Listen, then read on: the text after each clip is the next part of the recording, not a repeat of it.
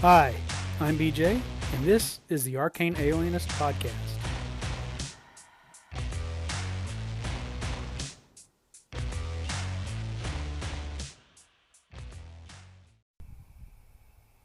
Hey everybody, today on the show I'm going to do a recap of an update on my Mythic World of Erd ongoing Old School Essentials campaign.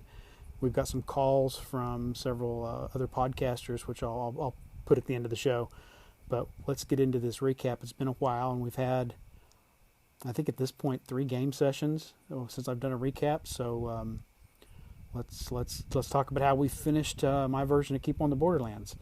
When last we left off, the party had rescued Legia, the Medusa who was serving as the queen of the kobolds. She had been captured by the cult who has been behind all the nefarious activities in the region, and agreed to ally herself with the party because she really wanted to help them just put an end to this cult and reclaim her home there in the underworld. They had passed right into the underworld at the end as they had kind of gone into her realm. And get her kobold subjects back and just let everybody go home.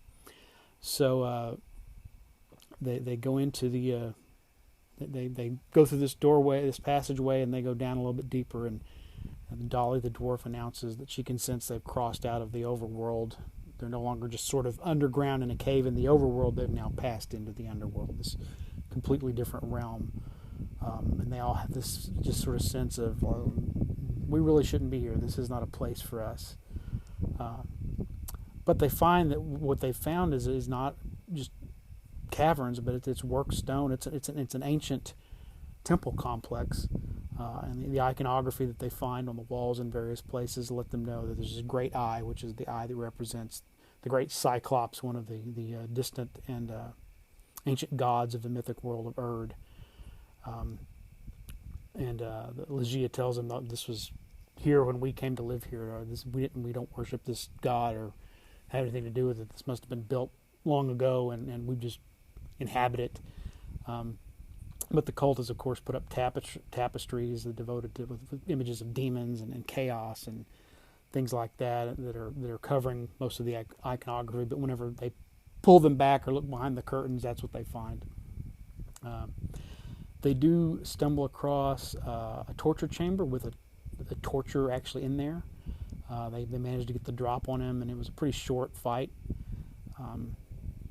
They also, as they explored through the complex, they found a room full of an ancient room that had some kind of dais with a throne on it. The walls were lined with skeletons. I'm sure when Gary Gygax first published this model, and there was a room with skeletons lining the walls, but in a large gem-encrusted throne at the back of the room. Plenty of people took the bait, but it's 2022, and I'm playing with seasoned players, and they're like, "No, we're not going in there unless we have to." Even when I reminded them, you're not going to get any experience unless you collect the treasure. This is BX, right? They were like, "Well, we'll come back to that after we've kind of explored the area and figured everything out." So they also find a passage that leads off further into the underworld. It's the only place that stops being a workstone and kind of goes into a cavern. And it's piled with rubble, but they can tell by the way a couple of them pass their sort of notice hidden passages, secret doors check. That there's some large rocks that have been kind of carefully arranged. That there's actually a secret passage you could slip behind and go farther into the Underdark. They don't want to explore there. They thought about, let's look down there, but Legia was like, I'm pretty anxious to take care of this cult, so I won't go with you. You're welcome to do that, but I'll stay here and do this on my own. So they decide, now we'll stay and we'll help this NPC. One of our two main, they have 2 main missions that they've been given by the Castellan of the Keep. One is to get the kobolds back where they belong and out of everybody's hair, and the second one is to find out what happened to all this gunpowder that these goblins had been manufacturing in the forest. They don't find any traces of the gunpowder here, but they do find this passage in the Underdark that they want to underworld that they want to explore, come back later and explore. So that they can continue to explore this ancient temple complex. They do find a room full of zombies, and have a battle with the zombies, and then they find a couple of places where lower ranking priests are present, and they get the drop on one room of them and make short work of them. The next room has two doors, like going down a hallway, and you can see two doors, and it's not apparent that's the same room. So they go in the first door, and as soon as these low-ranking priests in there realize, ooh, we're in trouble, one of them runs out the other door and up the hallway, so they have to chase him up the hallway, and they manage to chase him into this chapel. There's a large iron bell, and the room is just very creepily lit with red candles, and no other sources of light. It's a very, very ominous looking room. They manage to catch him and stop him right as he gets to this giant bell, and we ended the session there.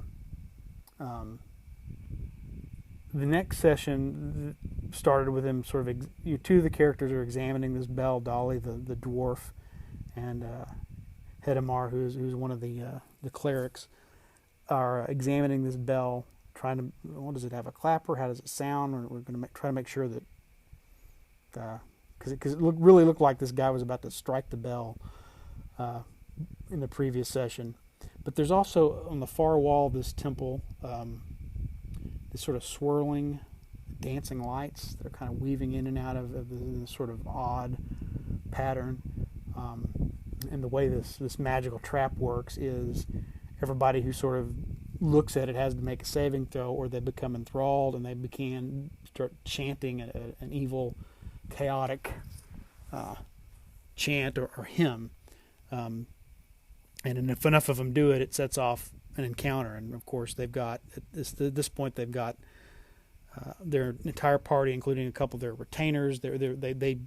I forgot to mention they had also run into a few kobolds who had caught up to them. There was a passage that they had found a while back that had been collapsed. Well, it turns out that passage actually leads directly into this area. It's the passage that the kobolds had been marched out of when the cult captured them, and they must have collapsed it behind them. But a few of the kobolds who were out wondering what happened to the party managed to find it and rejoin them. So they have a handful. They have 3 kobolds with them. But anyway, 2 of the kobolds and one of the party gets caught up in this entranced by this spell, and they begin chanting. And suddenly these doors from behind the tapestries come open, and there are like 20 zombies and like 20 skeletal warriors in this hidden chamber, who immediately begin to try to file out of the room. But the fight took a long time. The party did a really good job of the clerics using their turn undead ability to really keep a lot of these monsters in the room while other people picked them off. The ones that had not failed their turn were able to keep them from swarming too far out of this chamber they've been sort of hidden in. It's kind of like they were stockpiled in there. Somebody's been making undead. So it took a lot of maneuvering and several rounds, but between the turning undead and everybody else sort of keeping them from the ones who were not turned from getting out of the doors, they were able to kill a bunch of them and then lock the remainder in and avoid having to deal with them. But in the meantime, what as they're trying to deal with this, what nobody notices is from the other side of the room, near where those creepy lights were swirling across the wall, there's a door, the curtain parts, and the high priest comes out, and he's got some zombies with him. So now the party has got to fight on 2 fronts for a few rounds while they're trying to secure this large number of undead in this room. This side chamber, and now they've got a powerful spellcaster and an evil priest coming at them from the other direction, along with a few other zombie minions. They took out the zombies pretty easily with ranged attacks, and then I think a couple people closed into melee. But it was a little bit anticlimactic, and I'm gonna do a episode. I think my next episode is going to be exploring a little more about the role of clerics and gods and things. But I found an interesting blog where a guy who runs primarily OD&D took clerics out of out of his game, and here's the reason why. Well, he has several reasons, but here's what he talks about. One of the benefits. I guess the Hedamar, the guy playing Hedamar, looked at his spell list and he's like, "Oh, I have silence, 15-foot radius. I'm just going to cast it on that evil cleric." And now that cleric failed his saving throw and he can't cast spells, and so everybody else just kind of swarmed him and got him in melee. And he had a really good armor, and he packed quite a wallop with his melee. He took, he one party member nearly died, and had to be drug out of the fight before he died, and really he dished out a lot because he was a pretty high level cleric relative to the party. As you'll hear in a call from Jason Carnegie later, in old school D&D, evil clerics are the epitome of archvillain. But the law of they were just, we're now looking at a very large party. That Legia tried to turn him to stone as the Medusa, but he passed his save, so that didn't work. But they were able to defeat him and restore Legia to the throne and allow the goblins to return home. They had two options at that point. They can continue to further into the underworld and see what's going on down there, because they still haven't found where the missing gunpowder is. But they had also had news before they started on this final leg of the quest that the keep itself was under siege by gnolls, and they had fought through a pack of gnolls to get into this area controlled by the evil chaos cult. And so they thought maybe we should go back to the keep first and make sure everything's secure there.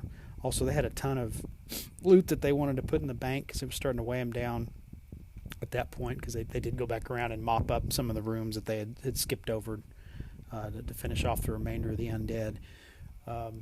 So the third session since our last, and this from last week, and this is the last one we've had, they decided to head back to the keep, and they did find it besieged by a large group of gnolls. They were able to sort of fight past the first wave of them, and then sort of meet some of a knight who was commanding soldiers of the keep, along with some spearmen, and sort of between the two of them were able to sort of fight through this large sort of. It was much more like a skirmish game, for this kind of a change of pace. Not a lot of role playing, not a lot of stuff. It was just a big skirmish game on a big battle map. They were able to defeat the gnolls. It was a much more challenging encounter when I originally planned it, because it was a while back before they had leveled up. They had elected not to go back to the keep and instead go straight for this plot hook that quest hook that I'd thrown out there. So. But it's old school. I'm not going to scale up or scale down the encounters just because of when the party finds it, right? So they make it back to the keep. The Castellan has a banquet for them, because they've now they still got to find the missing gunpowder, but they've at least done everything else. There don't appear to be more villains in the forest. And so as they're deliberating what to do next, Maravek, who is this old elf who is the Castellan's chief advisor, and kind of her I don't know what you call him, major domo or chief advisor, or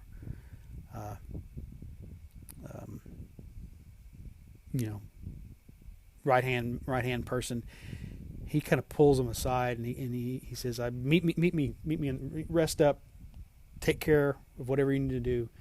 And then meet me tomorrow morning. I want to show you something. So he leads them all the way down into the dungeons and levels below. You go way down below the keep, and you can tell this is a place from the cobwebs and the look of things, places that no one could have. It's got to have been years before anybody was down here. And so he walks up to a door, and he chants something, and it's clear that he's sort of deactivating some kind of magical ward, and then he pulls a key out, an ancient key, and he unlocks this door. And he says, "I'm going to tell you something that is not known to any living person except myself and the Castellan. In another life, I was known as as Milan, and I and my companions.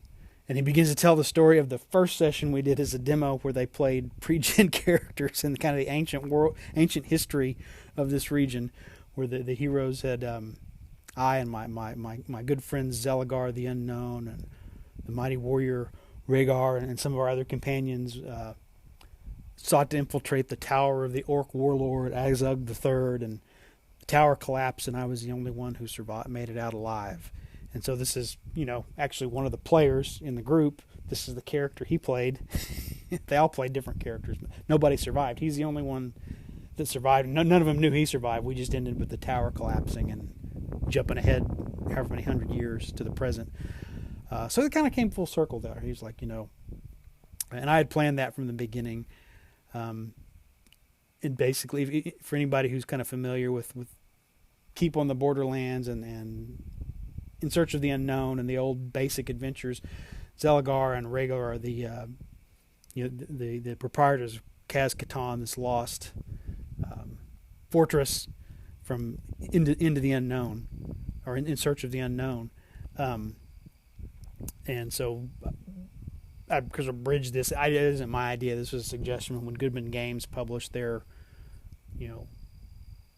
old adventures revisited or reincarnated, where they've got a 5th edition version and the original basic version printed. It was suggested, here's a way to link Keep on the Border. They reprinted both of those adventures in there.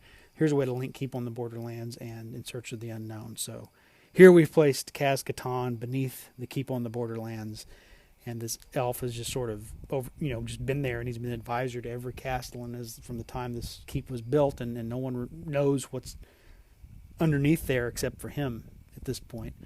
And so he says, I don't know what's down there. It's been, a long time since I went down there. Who knows? But my fear is that this is the way that this cult is going to assault us from below, and that might be what maybe they're using the gunpowder for that. And so that's where we left off. We finished Keep on the Borderlands, or my version of Keep on the Borderlands. And now we're going to get into the unknown, or In Search of the Unknown. I think with Keep on the Borderlands, and I've said this before, just in retrospect, it's probably gone on a little too long. I think it got drug out a little too far. It's a basic module designed to teach the basics of dungeon crawling for people who haven't played D&D. There's not a lot of logical consistency when you really think about it. I tried to add a narrative structure to it that made it a little more, gave it a narrative structure, some actual plot going on, other than the fact that there's evil things out in these caves because there's evil things. Evil does evil. Chaos does chaos. You don't need tried to give a little more plot there, which I think was fine, except that there were too many pieces, because you wanted them to get to each of those caves and the caves of chaos, and have a reason why there's a different faction in each cave. And probably could have either, if we'd been playing every week, probably would have been okay. If I was going to do it again, I might try to pick up the pace a little bit. But we've all had a good time. Everybody's enjoying themselves. So we're successfully done Keep on the Borderlands, and we're going to do In Search of the Unknown, which I think is a much shorter, straightforward single dungeon crawl adventure. And that's what we'll do for the Mythic World of Erd when we start up again in a couple of weeks. And then I'll have to start thinking about what do we want to do. They're all about to cross that threshold from the basic to the expert level. And do I want to homebrew something, or maybe I want to pull off another classic expert level module like Castle Amber or Isle of Dread or something like that. So anyway, that's the latest on the Mythic World of Erd, my OSE campaign. So let's get to these calls. Hey, BJ, awesome episode, man. I really dig the contrasting between running Temple of Elemental Evil and 5e and OSC. I think that's super cool. It's really, really fascinating, man. So thank you for doing that. I think it's who I want to meet is the person in charge of painting all the rocks with the sigil of the eye and sewing all the tabards and everything. Like, those are the people in the cult I want to meet. You see that in a bunch of fiction and RPG games and stuff, and it's always like, okay, but where are they getting all these identical robes and everything? I don't know. I thought that just is something that has always stuck with me. But I really liked what you had to say about 5e and how it's the WotC adventures more than the 5e system. I thought that was a really astute point that you brought up. And so thanks for doing that, man. I will talk to you later. Peace out. Thank you, Joe. Glad you're enjoying the recaps and the contrast between the 5e and BX. Yeah, that would be fun. I mean, yeah, where do the cults? They've got to have tailors and you know, seamstresses and people doing the stitching and the embroidery, or and then they've got to have jewelers that make these. If they got matching holy symbols or medallions or signet rings or even the little tokens they carry in their pockets. Yeah, they've got to have some craftspeople tucked away somewhere doing that. So I'm gonna have to. That'd be an interesting little sidebar. Is it, you find those people, and are they just kind of commoners they've pressed into service, or is that like a place of prestige and honor within a cult, and maybe those people are just as dangerous as anyone else? I'll have to think about how to add that in. So thanks for the suggestion, and hopefully you'll be pleasantly surprised at some point. We'll do a recap and something like that will show up.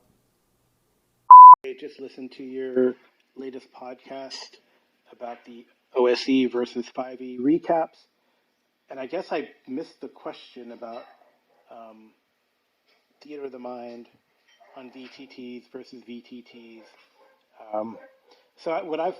I kind of like. I think you alluded to it, and I think I've liked this combo where sometimes you'll have a evocative piece of art as a backdrop, and then put tokens on there so the players can see their health or keep track of health or whatever. And sometimes the fight needs to be more tactical, and I kind of used that mainly because there's some players who think differently when I'm describing something than maybe a majority of players who are more experienced, I guess, and they have asked for they're a visual learner or take visual cues better, so the tactical map is good. And I think the person that has done that really well is Kevin Madison of Dungeon Musings. That's kind of where I learned this idea of, hey, just put like a backdrop, put the tokens up there, and then let the players think about what's really happening in their mind. And if there are any questions, the GM and the player work it out. But again, he also uses like for a big fight. Oh man. Then maybe a tactical situation is more warranted, and you have the map or whatever with the tokens and the moving. And I guess some people prefer different things, and I know when so I guess it also depends on the game and the group. And like my home group that I played with a long time, we can really get away with a Warhammer Fantasy. We do like VTT, but there are still some people who like the visual cues and the tactical want to know what the hell's going on. So, I'll have like a little dry erase marker and a grid, and I put things up, and it seemed to work well with D&D. So in Saltmarsh, right, most of it was on the top floor was kind of theater of the mind. We have like a little map. I drew it on the board, but then when we got to some of the stuff, whereas it definitely was more tactical, more tactics was needed. They like the idea of having things kind of to scale and mapped out. So I guess it just really varies, and I kind of cater to the group and what the group wants. And I enjoy, for example, and it depends on the savviness too, right? And how much of a distraction some people feel or don't with the VTTs. I think like Fantasy Grounds, now that I'm getting the hang of it, it's less of a distraction. So they definitely, when it was fiddly for me, it was a distraction. But I like it a lot now, honestly. And they have a lot of offerings that really help to shortcut things for me, because on Roll20 I have to do a lot of DIY, and I have done some really cool DIY, but sometimes it's a pain in the ass. So it's better to just have it ready for you. And I really like what Fantasy Grounds has done. I think Foundry is like an upgrade to Roll20, but as a learning curve that I just haven't had the time to sit down and grok it quite. I do love that they have, like, for example, Auction Cthulhu mod for that, but I think the weirdest thing I get hung up on is, like, how do you do initiative order? Like, I was trying to figure out how to do that for like an old school game, either OSC or 1E or 2E or something like that.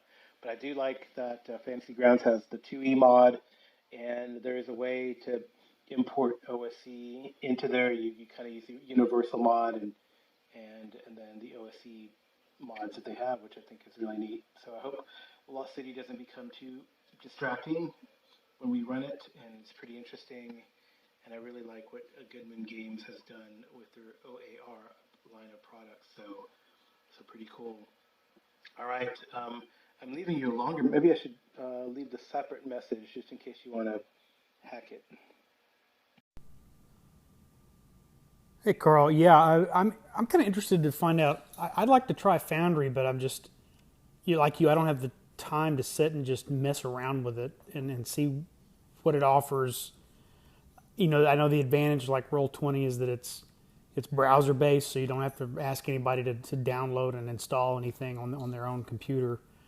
And it gets really rave reviews. I just don't have time to kind of mess with it to see if it's worth that, as opposed to Fantasy Grounds, where so much of it is already automated and it requires a lot less setup to run things. But if you give Foundry a try, let me know, because I'd like to hear more about it. I know a friend of mine I was chatting with the other day said he was going to take a look at it and see what it was like. So maybe one of you will give me some feedback on whether I should give it a shot. But yeah, I guess there are more ways to do VTTs than just using a battle map. There it has other functionality and usefulness beyond just replacing your map tiles and minis that you would have if you were in person. So thanks for the call. It looks like you got a little more say here.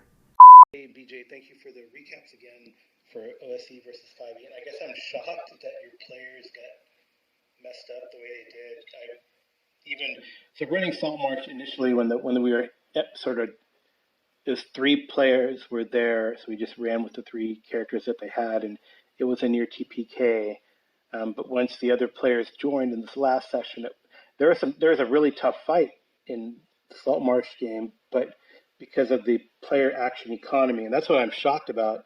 Right, the big thing, I think, the biggest difference, and that maybe that's what it's not the death saves really, because I know very, very many old school games who have some sort of, you don't die instantly when you hit 0. Their shields must be sundered. Sometimes they use Astonishing Fortune. Sometimes they go to -10, like in AD&D. Sometimes you have death saves and scarrings, like in it's not Osric, it's the other one. So right, so the Autark games one, which I don't remember what it's called off the top of my head. Anyway, they're there. So I think what it is the action economy, right? So I think I was getting frustrated in the OSC game because, like, you can only, if you cast a spell, you can't move, which really gives the bad guys an extra round to potentially act.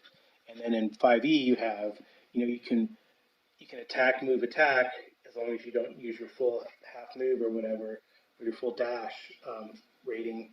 And then you have bonus. Every single class seems to have a bonus action. So, when the player, for example, when the rogue realized he had a bonus action, he's like, oh, I'm going to be like stabby. When the healer, the cleric, has a bonus action, I'm going to bring someone back from the dead. Well, not literally, but someone goes down and they'll bring him back up, right? They're prone, which can cause a complication, but I think it's the action economy that's the big thing. So, and it does sound like towards the end when the players got together and they finally realized we can't just split up and go hog wild, they just steamrolled over everything. And I don't know if that'll happen in this game. I know we did have a fight in Salt Marsh. We had a really tough fight where the so some of the players, they realized they couldn't hurt a particular mob, but then when they figured it out how to hurt the mob very well, like they found the vulnerability, then it just was like boom, boom, boom, right? So and then they figured out the tactics, they held the line, right? And you have to be tactical, I think, in these older games. You really can't just rush everything, and if you do, people are going to drop. I think that's the bottom line. These games that are like been redone, right, for 5e from the old school. I definitely say that they should make sure that they do an editing pass for people who are very pedantic, because one of my players did get caught up in the sort of plate mail thing, which there's no right. It's plate armor or half plate in 5e. There's no plate mail. So he's like, well, what does that mean? Does that mean plate armor? Is that half plate? Probably half plate. I defaulted to that. Of course, it didn't matter because it was useless, full of beaten and broken up, dented, and full of maggots. Well, rot grubs. So anyway, yeah, but so when they did, but the players, right, once they realized the deadliness of it all, and some things you can't help swarms until you realize how to deal with the swarm. But once they realized the deadliness, they started being very tactical, and I thought it was pretty cool that they were able to sneak up on a group and ambush them. Like they're like, oh, there's two ways down this place. So they tripped like a quote unquote alarm in one area, and then they went back to the other place and came down. So it was cool. I definitely enjoy it when there's more tactical acumen among the players. I think the players feel more satisfied that they use their smarts as well as their martial prowess on paper to do something cool.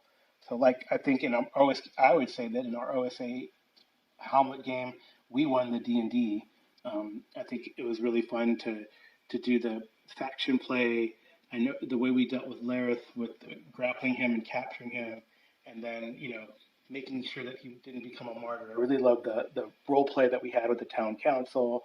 I really enjoyed that a lot.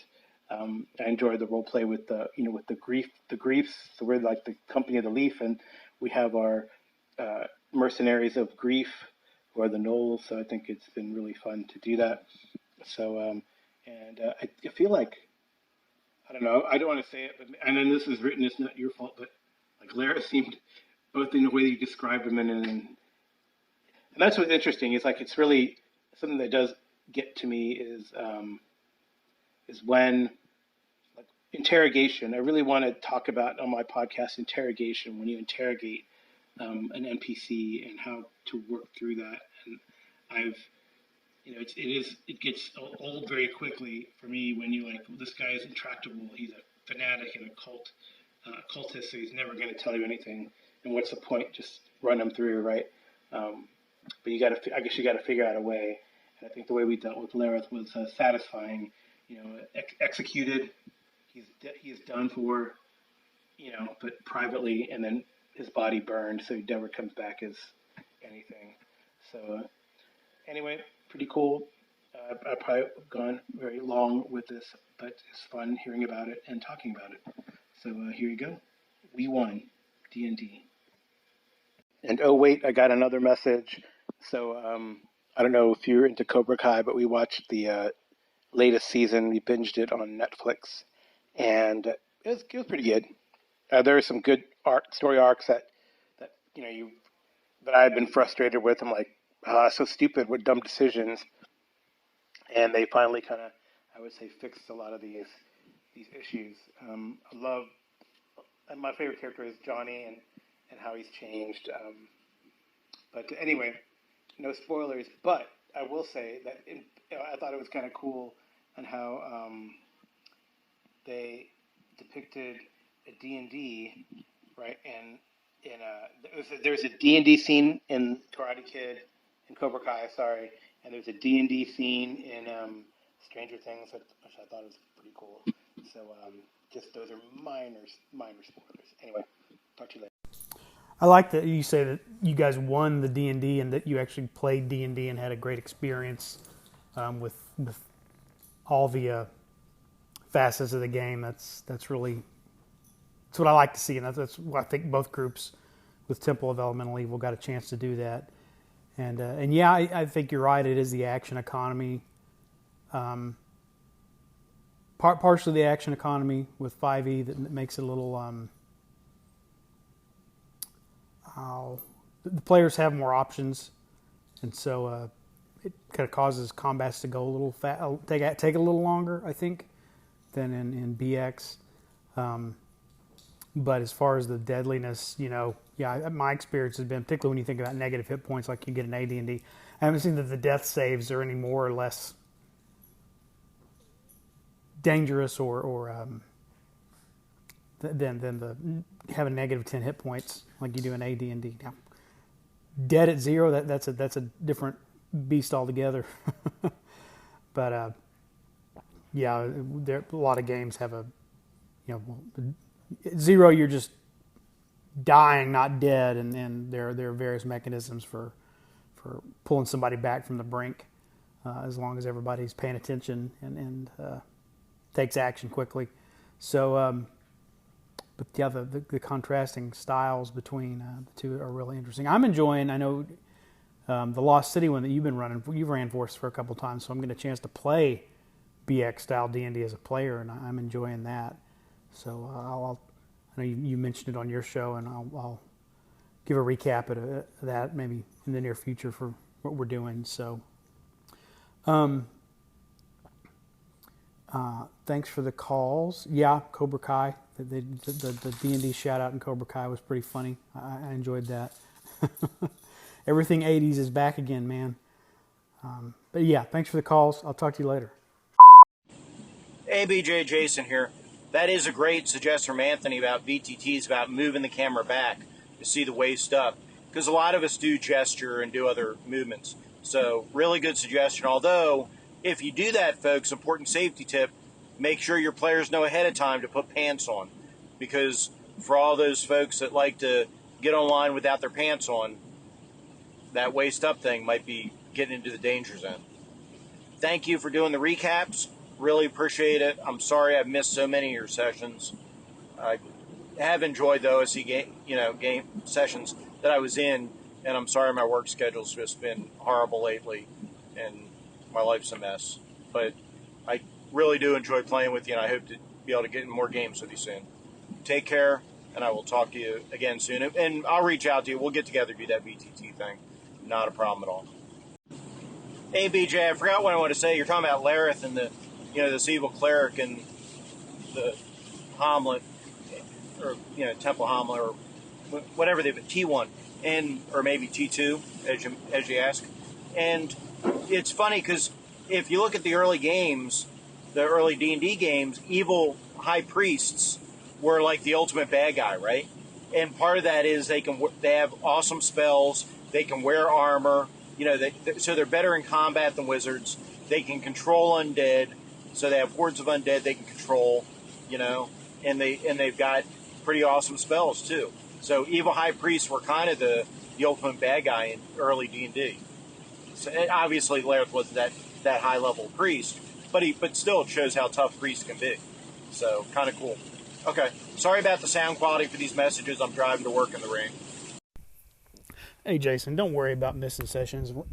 It's real life getting in the way of your free time, and it's not like you ghosted us or just kind of flaky. I mean, you've got actual responsibilities that are intruding in, what you get to do with your spare time for your hobbies. So there's always a place at the table for you when you're able to come back. So don't worry about it.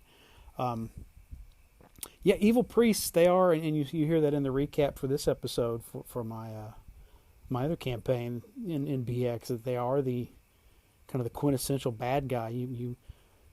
And as long as they're particularly at lower levels, as long as you give them put a couple of levels under the belt higher than the average party level, they're comparable in combat to the fighter. Plus, they have their spells and their minions and all that stuff. So they do make very good villains. I kind of felt like, particularly with the difficulty to hit them and the armor and the spells, they're very Darth Vader like in that respect. So they make really good villains. I've noticed that's a pretty common trope in early D&D. With the VTT stuff, yeah, we want to wear our pants. You know, at least put on some gym shorts, if not, you know, regular pants. If you're going to be standing up and you know, because if you're already from the waist up, all you got to do is, you know, reach over to grab something and have to stand up a little bit, and then, you know, everything's on display. So, yeah, that's a very good piece of advice. You don't want to force everybody to make a constitution check at the or a sanity check while you're on a Zoom call playing D&D. Thanks for the calls, and I will talk to you later. Hey, Kevin calling in from the Redcaps Podcast. Wanted to give you some alternatives to Zoom. We'll still do the exact same method that Jason described. His method is fantastic, and I agree with everything that he said there. That's a great way of running the game. But if you wanted to try something other than Zoom itself, Google Meet works really well. And if you have a subscription to Google for its storage, like I pay Google some money every year for additional storage on Google Drive. Doing so gives me extra features on Meet where I can record locally, excuse me, or stream it up to YouTube and just keep it as a private stream up there. And you can do all the same features that Jason mentioned. Another one that's really good is Jitsi Meet, Jitsi Meet. That's what's built into Foundry. And again, you can do all the same features that you can do on Zoom. And that one is 100% free and doesn't even require an account to sign in with. So check those out, other options. But yeah, I highly suggest following Jason's advice. Hey Kevin, thanks for the suggestions. I'll have to check that out. Particularly Google. I use Google for a lot of stuff, you know, shared documents and, you know, my list of house rules or you know, supplements that I want to share with players. So it's already, that's kind of my go-to for having a resource online. So I might as well just check out the other Google features while I'm at it, as well as the other stuff you mentioned. So I'll keep that in mind. Thanks for the suggestion. Talk to you later. Well, that's the show. I want to thank all my callers. Kevin of the Redcaps Podcast, Jason Carnley of Nerds RPG Variety Cast, Karl from the GMologist Presents, and Joe Richter of Hindsightless. Be sure and check out their podcast. They all do great work. And wherever you are out there, I hope you're doing well. Take care of yourself. And I'll be back with another podcast in the future.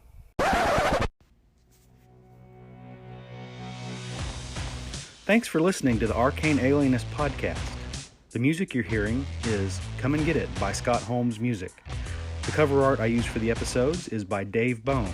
Be sure and check out his website, ironseer.com, for a lot of other great gaming-related content. You can always leave me a voice message through the Anchor app or at the Anchor website, or you can email me at arcane.alienist@gmail.com. Once again, I appreciate you listening. Thanks so much.